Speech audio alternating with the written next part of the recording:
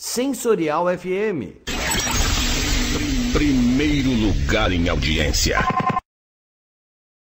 Conquistando você com som e qualidade. Aqui. Sensorial FM.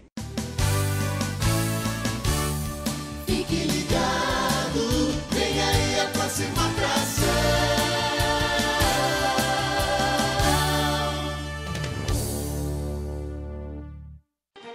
O programa a seguir é de responsabilidade de seus produtores e locutores. Sensorial FM, a rádio que ouve você. Começando na Sensorial FM, o programa Umbanda Sem Fronteiras. É só aqui na Sensorial FM, a rádio que ouve você. Bom dia! Mais uma quinta-feira, estamos de volta aqui com o programa Umbanda Sem Fronteira na Rádio Sensorial FM. Eu sou Mãe Auren, estou na companhia do Pai Joãozinho, peço a bênção de todos que estão escutando e aproveito já para agradecer a participação e a escuta de todos. Hoje a gente vai novamente falar sobre a energia das Iabás. Vocês já vêm percebendo, há 2 programas eu venho trazendo essa energia feminina para a nossa conversa. Eu comecei falando sobre a energia feminina e sobre a influência das Iabás. No programa passado eu tive o prazer de trazer um pouco da história, dos mitos, dos oriquis e da influência de Iansã. E hoje, com muito carinho e muito amor, eu peço a licença, abro espaço para a mãe Iemanjá. Odoiá Iemanjá. Então hoje eu tô aqui para a gente conversar um pouquinho sobre as características, sobre os aprendizados, os ensinamentos que podemos trazer para a nossa vida através dos símbolos, das histórias, dos mitos de Iemanjá. Como eu já falei no programa passado para vocês, o meu objetivo aqui não é trazer a parte mais técnica, né? Falar qual é o dia da semana, qual é a cor da vela, quais os pontos, ou quais são as características dos filhos e filhas de Iemanjá, porque eu acredito que isso é algo que vocês conseguem facilmente encontrar dando um Google e você vai ter toda essa informação. Não é difícil encontrar essa informação aí. O que eu tenho tentado trazer para vocês, e o meu objetivo é mostrar como que a gente pode se sentir mais próximo dessa energia das Iabás, como que a gente pode trazer todo esse ensinamento e usar de uma forma prática no nosso dia a dia, para que a gente possa estar cada vez mais conectado com essas energias e principalmente ressignificando e dando um olhar diferente à energia feminina através dessas falas, através aqui desse programa e do conhecimento que eu trago através dos livros. Eu já falei para vocês aqui que para essa série das Iabás eu estou usando o livro do Ivan Poli, Antropologia dos Orixás, e o livro do Reginaldo Prandi, Mitologia dos Orixás, além de tudo que a gente vai aprendendo e experienciando nesses anos que eu estou aí nos terreiros. Então eu peço novamente a licença e a permissão para falar sobre Iemanjá. Hoje eu vou trazer 2 mitos para falar para vocês. São 2 mitos que contam a história do porquê que Iemanjá é a dona de todas as cabeças, porquê que Iemanjá é a dona de todos os oris. São 2 mitos que eu acho muito bonito, 2 histórias muito interessantes e a gente já sabe, né? A gente fala nos terreiros, Iemanjá é a mãe de todas as pessoas que não sabem a sua coroa, Iemanjá é a mãe de todas as crianças, e às vezes a gente fala e não entende o porquê. Então minha ideia é trazer esses 2 mitos para que a gente também possa entender da onde vem essa ideia de que Iemanjá é a dona de todos os oris, né? A dona de todas as cabeças. Além do entendimento que Orixá é a representação da grande mãe. É essa representação dessa energia maternal, que é algo que a gente já conhece. Então, ela representando essa energia maternal, ela já traz esse cuidado e esse carinho com todos os filhos. Mas a gente pode ir um pouco além e eu vou trazer para vocês a história dos 2 mitos e não só. Eu também quero trazer aqui para vocês um pouco da sociologia dos orixás e como que o oriqui, as palavras que representam a identidade de Iemanjá para o povo iorubá pode nos ajudar nos momentos em que a gente precisa agregar, precisa se sentir mais pertencido, no momento que a gente fala sobre trazer pessoas de outras famílias para conviver com a gente, em abrir a nossa cabeça, abrir a nossa mente, o nosso coração, para receber todos aqueles que são diferentes, todos aqueles que a sociedade, que os padrões apontam como diferentes do normal, do tradicional, do padrão. Como o Oriki de Iemanjá, lá atrás, na época que a gente teve os escravos aqui no Brasil e como ele foi importante para que as famílias continuassem no momento de destruição e separação das famílias do povo iorubá, mas que a gente pode trazer esse ensinamento para os dias de hoje. E como, através do conhecimento desses orikis, dessas palavras de Iemanjá, a gente pode abrir o nosso coração, os nossos lares, a nossa consciência para agregar cada vez mais, pensando no bem da nação, pensando na continuidade da vida, não é mesmo? Então, a gente vai falar bastante sobre isso nos próximos blocos. Então, o próximo bloco eu já vou trazer os 2 mitos de Iemanjá, trazendo a explicação do porquê que Iemanjá é dona de todas as coroas. E no terceiro bloco eu venho falando um pouquinho sobre essa ideia de Iemanjá ser essa grande agregadora, essa grande energia que nos ensina a agregar. Não importa se é da família, não importa se é igual ou não, o importante é a gente agregar. Fico por aqui e daqui a pouco eu volto para a gente conversar um pouquinho mais sobre Iemanjá. O Doia Iemanjá! Você sabe qual retorno que você vai ter anunciando em outra rádio? Ai, que dor de cabeça! Só esse? Então anuncie com a gente e saiba como é simples e tão fácil de ter o seu produto conhecido por várias pessoas. Não perca tempo! Anuncie! 11 9 40 26 60 68. Sensorial FM, a rádio que ouve você. Estamos de volta aqui com o programa Umbanda Sem Fronteiras, na Rádio Sensorial FM.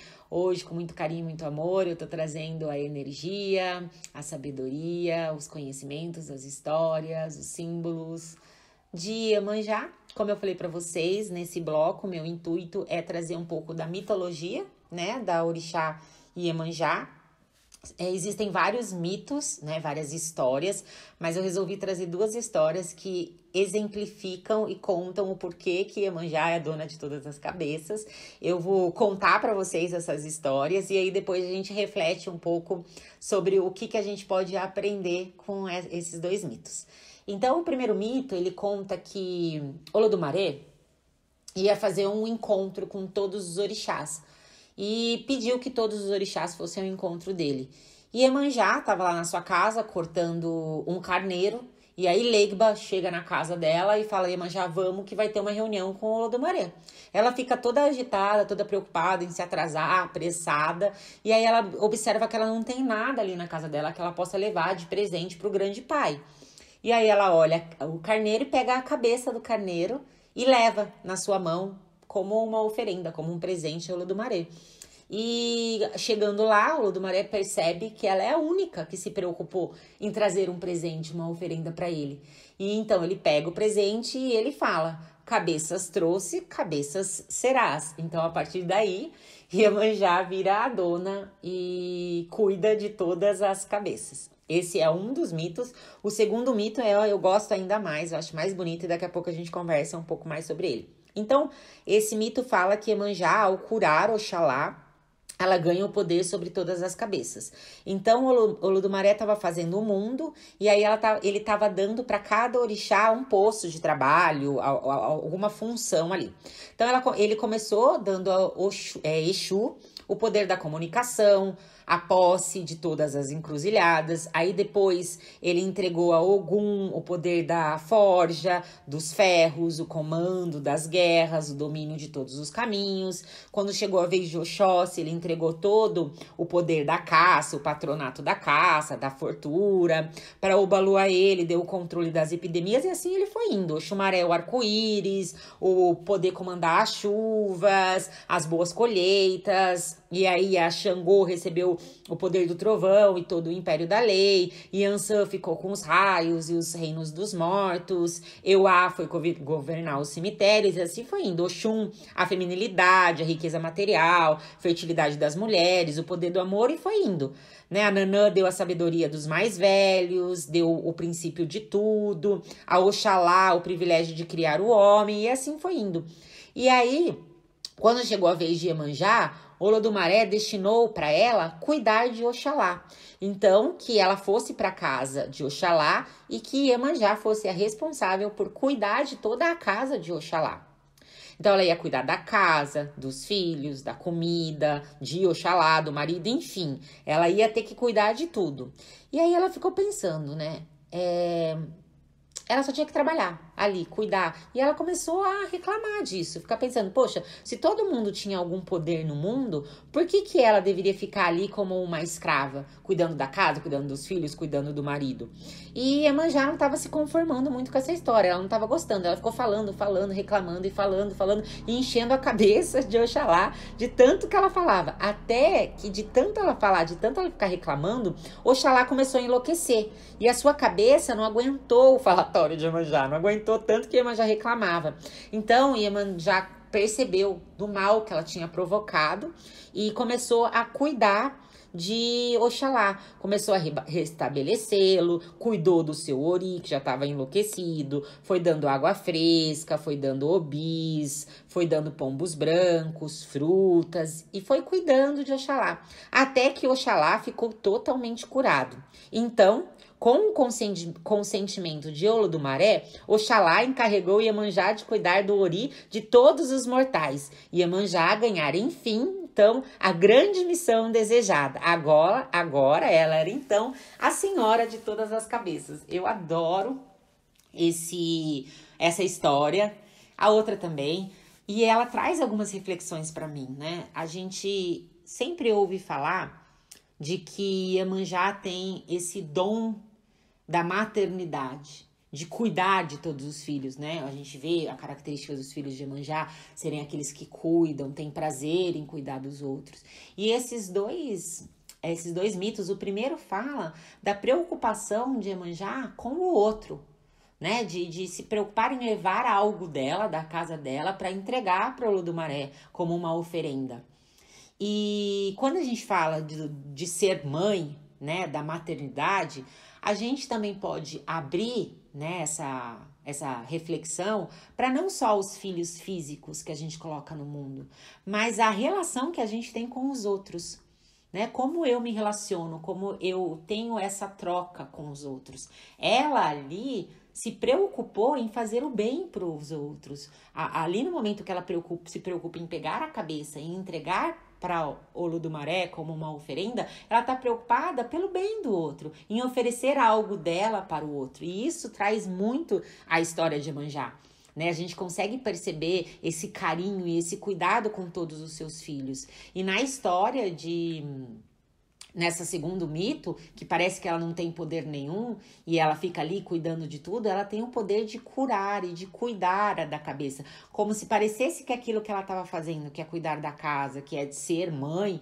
fosse muito pouco perto do poder de todos os outros, mas foi através desse poder, desse cuidar dos outros, desse carinho, de não ter um egoísmo, de saber que ela estava ali em uma posição em que ela poderia cuidar de Oxalá e que ela tinha essa habilidade e essa preocupação com o outro, porque ela podia muito bem nem se lixar, tá preocupada só com ela, com o que ela ia ganhar, com qual ia ser o poder dela e deixar Oxalá morrendo de dor de cabeça. Não, ela teve esse cuidado e ela teve esse ato de ir lá cuidar da cabeça de Oxalá. E assim, com esse cuidado com o outro, com um carinho com o outro, ela recebe o que ela tanto gostaria, que é um dom, e é um poder, e é uma função no mundo, que é cuidar de todas as cabeças. Então, que a gente possa, através desses mitos, aprender com Iemanjá esse carinho com o outro.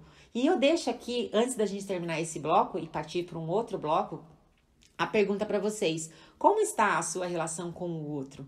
Será que você consegue dedicar algo seu para o outro, para o próximo? Como que você está se relacionando com o outro?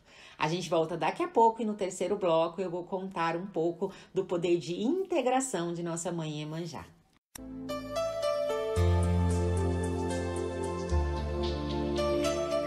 Sensorial FM Web, a maior rádio holística do Brasil. Levamos aos ouvintes uma programação para esclarecimento interreligioso, unindo a espiritualidade ao bem-estar, qualidade de vida e conscientização da preservação ao meio ambiente. Corpo, mente e espírito formam a Sensorial FM Web. Estamos de volta aqui com o programa Umbanda Sem Fronteiras na Rádio Sensorial FM. No outro bloco eu trouxe para vocês 2 mitos, né? E a gente conversou um pouquinho desse dom e esse ensinamento de Iemanjá, de olhar para os outros, né? Não se preocupar só com ela, dessa preocupação em cuidar dos outros. E deixei vocês com uma reflexão de como vocês vêm olhando para os outros, né? Como está a sua relação com o mundo externo e não só com o seu mundo interno. E se você tem conseguido se dedicar um pouco a cuidar daqueles que precisam. E dentro de alguns estudos, né, da antropologia, da sociologia dos orixás, que nada mais é do que um olhar para a cultura dos orixás, os mitos e as simbologias, não só para o lado religioso, mas entender como esses mitos ajudavam na criação daquelas civilizações, como aquele povo era influenciado pela força e pelas histórias desses orixás. E é dentro desse estudo que nós percebemos que Iemanjá também é classificada como aquela que agrega filhos de outras famílias, que ela não se importa só em manter a sua família fechada ali, sua família de sangue. É ela que mostra para as pessoas que ela pode pegar filhos de outros. Tem até um Oriki que fala que Iemanjá pega filho de outros, né? O Oriki fala, ela cria as crianças vindas de fora. Então, o quanto esse amor maternal de Iemanjá traz pra gente essa possibilidade de agregar novas pessoas na família, né? E quanto isso foi importante numa época onde, por causa dos problemas desse transporte do povo iorubá como escravos para outros países, muitas famílias foram dizimadas, muitas famílias foram separadas. E para que houvesse a continuidade da vida, que essa é a grande ideia, que a gente continue a vida, por isso que a gente tem filhos, por isso que a família continua, que a gente pode agregar outras pessoas para que a família continue, para que a vida continue. Então, que não necessariamente a gente precisa ter os nossos próprios filhos, os nossos filhos de sangue. Iemanjá, com esse Oriki que fala, ela é aquela que cria o filho dos outros, mostra que a gente pode sim aprender com ela a abrir a nossa família e receber aqueles que não fazem parte. Mas aí a gente está falando bem dessa parte familiar. E eu trago a reflexão e essa ideia de aprender com Iemanjá, o quanto que a gente pode abrir a nossa consciência, o nosso coração, para receber tudo que é diferente daquilo que eu tô adaptado. Então, se a gente pode usar a família como aquilo que a gente está confortável, né? Com as nossas crenças, com as nossas ideias, com as nossas verdades, como se isso fosse ali a nossa família de sangue. E aí, de repente, chegam pessoas com ideias diferentes, com crenças diferentes, com opiniões diferentes, e que Iemanjá nos ensinou a dar comida para os filhos que não são nossos.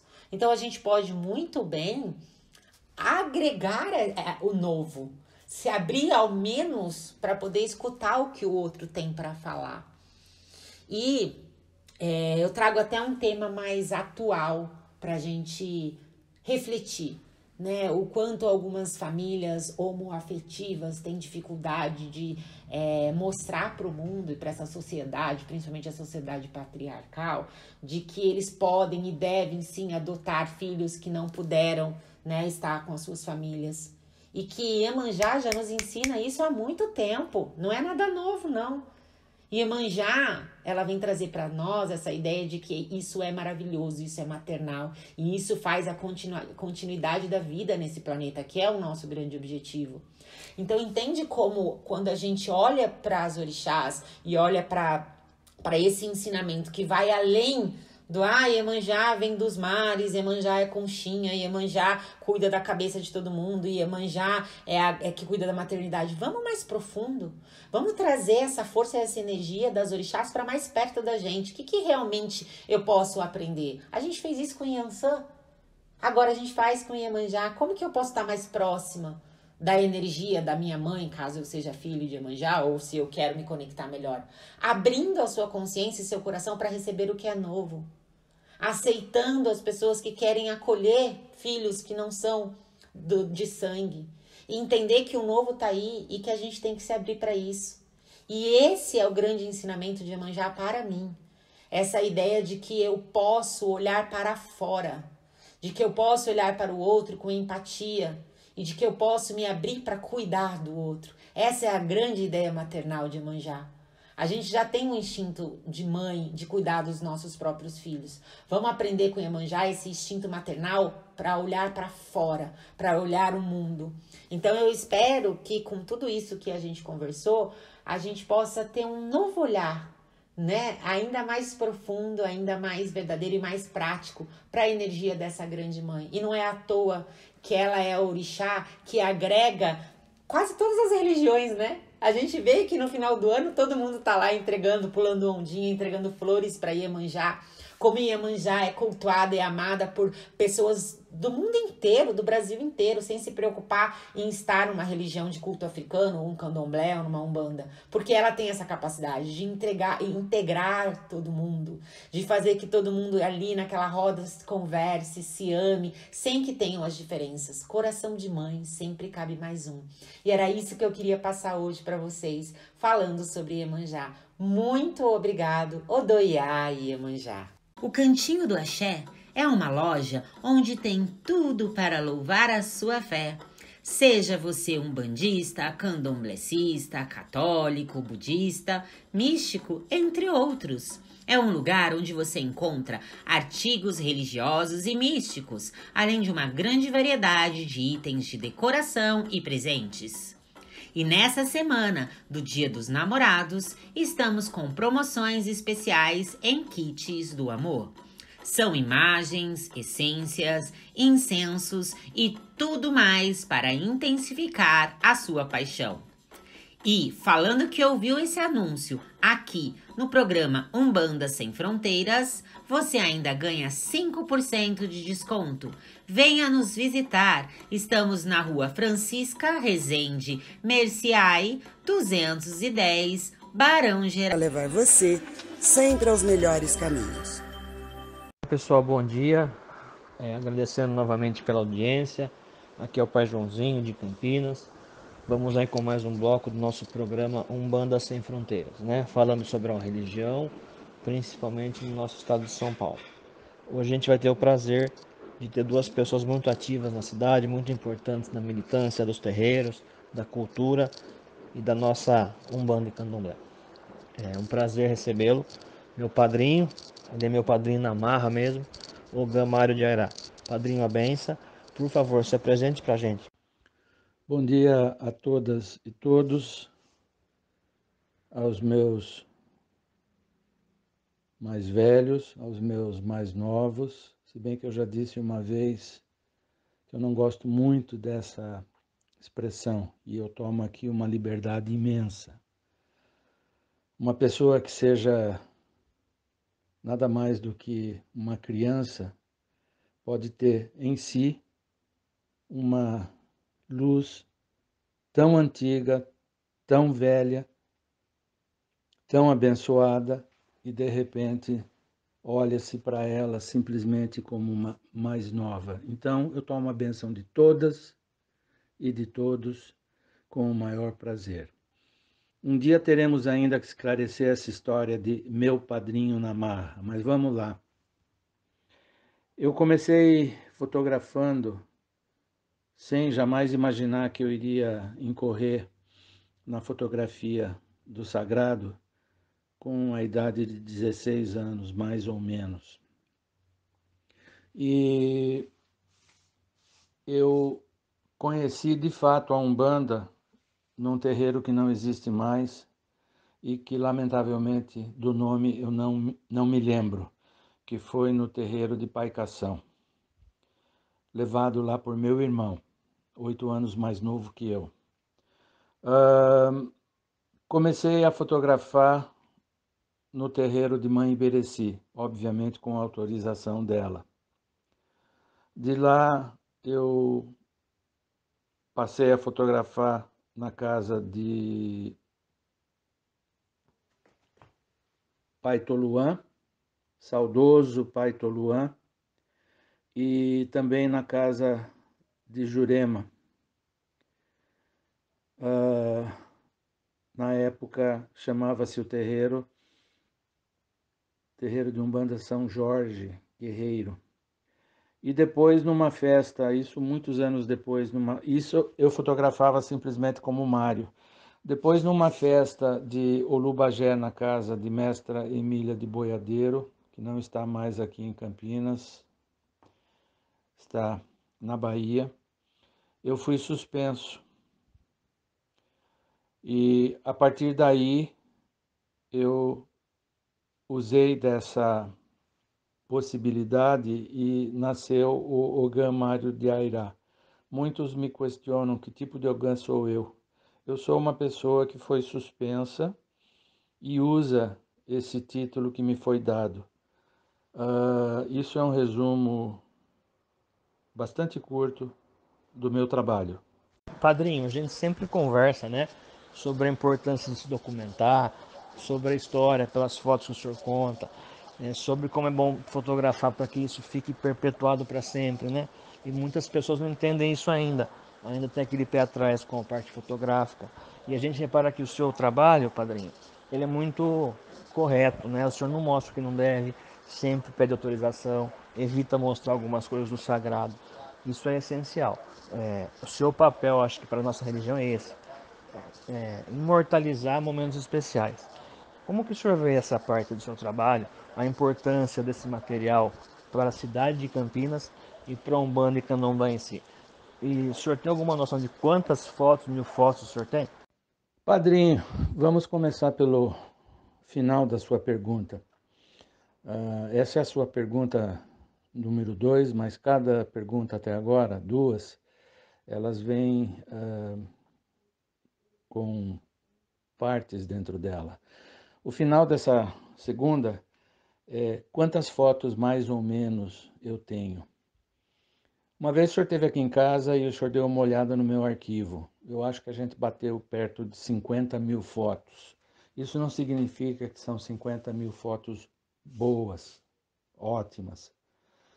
E houve um detalhe que infelizmente acaba ocorrendo. Eu tive que abrir mão de muitas fotos, senão seriam muito mais, talvez até próximo de o dobro disso. Porque quando eu ia a uma gira, a uma festa, quando eu comecei na casa de Mãe Ibereci, eu era um membro da corrente sem selo, porque eu não era médium. Eu ia, tinha a permissão dela, fotografava gira de esquerda, gira de direita, saída de santo, enfim, todas as... Isso durante, se não me falha a memória, 6 anos ou mais. Então, haviam pessoas que não queriam que eu as fotografasse, havia pessoa que chegava e dizia, me fotografa mais. E por aí foi. Eu sempre tive o cuidado, obviamente, de não expor o que, primeiro, o meu bom senso dizia que eu não devia mostrar, E segundo, aquilo que o babalorixá ou a ialorixá da casa, o pai ou a mãe de santo, pediam que não fizesse a exposição. Eu devo citar, sim, uma casa cujo saudoso pai Toluã, pedia para mim, quanto mais eu pudesse fotografar e quanto mais eu quisesse mostrar, que eu tinha todo o apoio dele. Era ele quem estava pedindo. E isso também, de uma certa forma, aplica-se a 3 registros que eu fiz na casa de outro saudoso babalorixá, o Biacilê. Eu sempre, obviamente, usei de meu bom senso, e isso é importante frisar. É isso, basicamente, padrinho. Hoje a gente vê muita coisa em redes sociais, muita coisa que não se devia postar em redes sociais. Acho que com o advento da pandemia, as redes sociais mudaram o nosso rumo, né? Tem muita gente usando para o bem, para rezar, para fortalecer as pessoas. Mas por outro lado, se posta muita bobagem, né? E essas coisas acabam vindo contra a gente mesmo. Como que o senhor vê as redes sociais hoje em dia para a nossa religião? Quando eu comecei a fotografar, pai, não havia a tecnologia que nós temos hoje com os celulares, que não só fotografam, como filmam. Eu estou fazendo esse desvio para explicar que na casa de mãe Ibereci eu comecei com filme negativo, né? E depois é que ocorreu a digitalização. Eu vejo até com muitos bons olhos a forma com que hoje a maneira com que as pessoas chegam até os terreiros é através de assistindo lives, ouvindo palestras. E isso é importante que ocorra, porque essa pandemia teria, na minha opinião, atingido em cheio a nossa religião. Obviamente e lamentavelmente ela seria uma das últimas que teriam o apoio governamental. Eu não quero aqui incorrer em política, não, mas assim, fala-se em religião como que se existisse só 2 religiões, a católica e a evangélica. Isso é uma mentira de um tamanho que não se consegue medir. É uma mentira imensa e que continua existindo. Então é muito importante que nós nos adaptemos de uma forma ou de outra. O senhor me convidou para uma live. Eu expliquei que eu ainda não me sinto seguro para fazer isso. E depois outra, eu não tenho condição, eu não tenho talvez conhecimento, embasamento para falar. Já tive problemas com a minha versão livre, através da visão que eu tenho das coisas, que eu testemunho numa gira, numa festa, numa saída de santo.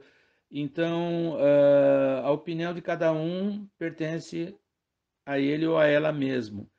Então, eu acho que quanto mais nós tivermos a participação das casas, ainda que dessa forma virtual, isso é um fator muito importante, porque senão a gente entra por uma vereda da qual não se conseguirá mais sair, que é a diminuição da nossa fé, a diminuição da nossa participação no sagrado, e por aí vai, pai. Padrinho, o senhor falou uma coisa muito interessante, né? Só se tem 2 religiões no Brasil. Eu fui uma vez visitar um filho no hospital, no Mário Gatti, no caso, né? E a gente tem a credencial religiosa, que pode ter acesso aos doentes, com a permissão da família, em qualquer horário, né? Pois o guarda falou assim para mim, aqui só entra pastor e padre. Eu falei, pois bem, chamei a polícia e entrei. Né? A gente também tem que saber os nossos direitos e deveres. Padrinho, obrigado pelo tempo aí, pela entrevista. Eu quero deixar a nossa rádio à sua disposição para que precisar falar, divulgar. E se o senhor puder, nos dar os seus contatos, suas redes sociais, para o povo acompanhar o seu trabalho. Obrigado. Padrinho, eu agradeço muito essa possibilidade de participar dessa entrevista. O meu contato é através da página que eu tenho no Face, que é Ogã Mário de Airá. É uma página que já está próxima dos seus 5.000 participantes. E, lamentavelmente, eu vejo que muitas pessoas que dela participam vão lá com a ânsia de ver fotos, ponto final. Às vezes eu decorro sobre alguma coisa, exponho a minha visão, ponho a minha opinião de uma forma bastante pessoal, é lógico, é a minha opinião, mas é a visão que eu tenho daquilo que eu estou fotografando. Eu, às vezes, com um texto, uma palavra, eu mostro, e eu tenho esse retorno das pessoas, algumas coisas que estão ali fotografadas e que muitas das vezes passa despercebido. Eu espero poder, quando acabar esse holocausto que a gente está vivendo, voltar a fotografar. Esse mês eu completo 74 anos de vida. Não é uma vida muito curta, não. Eu tento fazer do meu dia 2, se possível. E tenho muita fé de que eu volte, que eu consiga, o mais breve possível, dentro de todo o bom senso que se possa ter, fotografar um evento, uma gira. E eu sei que eu esqueci aqui de mencionar, parece que eu só fotografei Ibereci, Toluã, o Biacilê. Não, eu fotografei a Jurema também, de meu querido pai Lúcio. Fotografei a sua casa, a casa de mãe Sueli. Fotografei tantas outras casas, a casa de Babatologi. Nossa, e a gente acaba tendo uma certa limitação. Não estou aqui reclamando não, meu pai, mas eu não quero com isso dizer que eu não participei de eventos importantes em tantas casas em Campinas, como a casa de mãe Alexandrina, por exemplo. Enfim, eu só tenho a agradecer essa oportunidade, que é uma oportunidade dourada, e espero que logo possamos olhar um ao outro nos olhos e nos abraçarmos. Na fé de Pai Oxalá. Tenha um programa na Sensorial FM. Tecnologia e modernidade, conforto e qualidade. É assim que se faz o seu programa na Sensorial FM, sem precisar ir até o nosso estúdio. Saiba mais, entre em contato pelo Rádio Nextel 11 940 26 60 68 ou pelo e-mail contato@sensorialfm.com.br. Vamos para o último bloco do nosso programa Umbanda Sem Fronteiras. Como eu falei hoje com pessoas muito especiais da minha cidade, de Campinas, pessoas importantes na religião, na cultura, na defesa de todas as formas de preconceito. É um prazer tê-la aqui, Andréa Mendes. Sua bênção, por favor, se apresente para a gente. Olá, Pai Joãozinho, e a todas as pessoas que estão nos acompanhando aqui no programa Umbanda Sem Fronteiras. Eu queria agradecer muito a oportunidade e me apresentar aqui para todos. Eu sou Andréa Mendes, sou uma mulher preta, baiana, sediada em Campinas há 23 anos.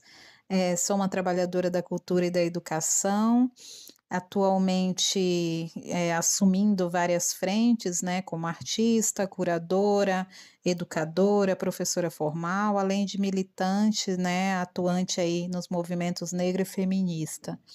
Atualmente, né, estou como presidenta do Conselho de Política Cultural da nossa cidade, né?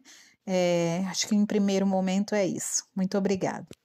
Obrigado, André. A gente sabe, né? Eu não canso de falar. Campinas é uma cidade extremamente racista, homofóbica, machista, intolerante. Todos os defeitos que possam ter, que é mais forte, é dobrado. Eu fiquei muito feliz quando vi uma mulher preta assumindo essa cadeira de cultura, que pra gente de terreiro é tão importante. Não deve ter sido fácil conseguir, é uma luta realmente, mas a gente se sente representado por você. Se você puder falar pra gente, André, quais são as pautas da cultura para esse ano que entra, seus projetos na cultura? Pois é, pai, de fato não foi fácil, né? Mas eu te confesso que esse novo formato de conselho, ele é um formato extremamente democrático, né? Uma participação diversa, né, da sociedade civil, representando o território, academia e setores, né, da cultura. E eu tive a possibilidade de concorrer internamente, né, entre os representantes da sociedade civil, levar a maioria dos votos e concorrer com o governo e ser aliás, a única a receber todos os votos da sociedade civil e ainda receber votos do governo, né? Eu acho que isso é bastante simbólico, né? Se pensar que é uma mulher negra, uma trabalhadora da arte, das artes visuais, é importante citar, né? Porque quando nós pensamos os lugares da arte, o que está reservado para a gente é sempre a arte popular, a cultura popular, não desmerecendo a nossa cultura, e é com muito orgulho que nós somos representações populares. Mas é importante saber que nós podemos ocupar todos os lugares e devemos, né? Então, nesse sentido, eu me sinto extremamente grata por estar nesse espaço e muito importante que a sociedade entenda que um conselho de política cultural é um espaço importantíssimo de decisão e de implantação de políticas públicas para a nossa cidade, né? O atual formato do nosso conselho hoje é um conselho deliberativo, então nós estamos vivendo a nossa primeira gestão enquanto conselho aberto e democrático de fato, né? Então, legitimado por um plano de cultura, né, vinculado ao Sistema Nacional de Cultura. O que quer dizer isso? Quer dizer que hoje nós temos um documento, uma lei que nos rege e que cobra do governo efetivações das políticas públicas ali citadas nesse documento, né? Então, o nosso objetivo este ano é justamente começar na execução desse plano, que é um plano que é composto por metas, né, de curto prazo, médio prazo e longo prazo, né? Então, essa gestão se compromete em trabalhar, né, principalmente as nossas metas de curto prazo e médio prazo, e já iniciando um diálogo a partir dessa semana com a Secretaria de Cultura, né? Que eu acho que a população de Campinas precisa saber que nós ficamos todos esses meses sem secretaria e sem diretoria de cultura, o que inviabilizou, né, encaminhamentos importantes, né? Então, nós tivemos pautas relevantes que ficaram paradas, como o do orçamento plurianual, né? Que agora que nós vamos começar a debater, e isso todas as outras secretarias já estavam trabalhando e nós ainda não. Então, vamos começar agora, né? Então, é muito importante que as pessoas tenham ciência que o conselho, ele tem muita importância no diálogo junto com a secretaria e nas decisões que serão tomadas, né? E aí que reflete em toda uma sociedade. É o que nós, trabalhadores da cultura, iremos apresentar para a sociedade.